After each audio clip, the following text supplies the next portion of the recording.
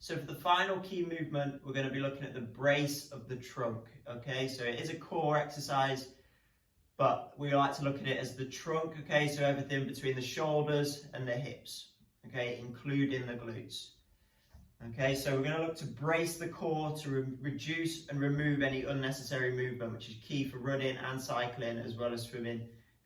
So you want all of your power going exactly where it needs to, rather than having to expend energy lifting body parts that are kind of like falling out of form. Okay, so we're going to do a dead bug. So the initial exercise, hands and feet up. Okay, so lower back is pressed into the floor the entire time.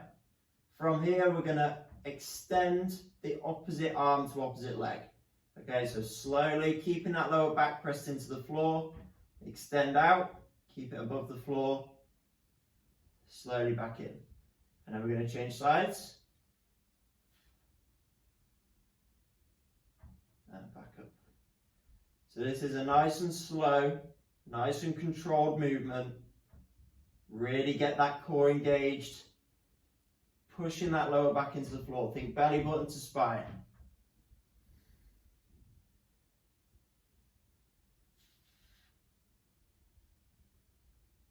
Okay, those of you finding that a little bit too difficult, we can move to legs only or arms only to begin with. So the very level one area is arms only. So keep the knees up, lower back pressed into the floor, and begin by just extending the arm back. Okay, it's still going to work the core. Extend back and back up. Okay, think about keeping everything nice and still. Everything's fixed in position.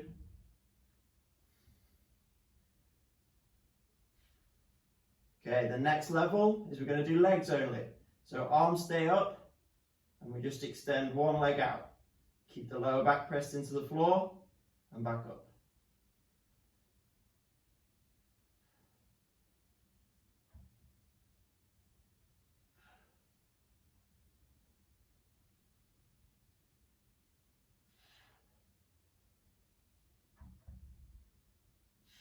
Okay, once you've done that, you can then move to the full movement of opposite.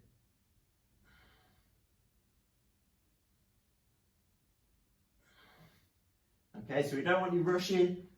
We want it to be nice and slow, nice and controlled throughout the entire movement. You'll really feel it, engage that core if you're making sure that that lower back is pressed into the mat or the floor the entire time. To progress further from that one, you're going to need a band, okay, or something where you can add an external force. So those of you who've got a little band, to begin with, you can have it on the side.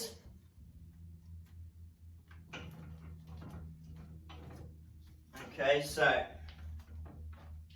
we will be moving just to legs only. So with the band, what you're going to do, let's just get nice and close. So holding the band up directly ahead of you.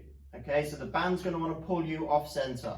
So keep it engaged, keep it tight at the top. And then from there, we're going to extend the legs out and back up. Your job is keeping that band directly above the midpoint.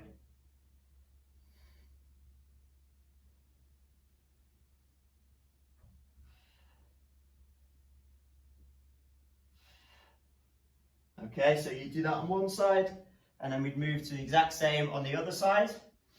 In addition to that one, we can also do it so the band is above the head. Okay, so from behind.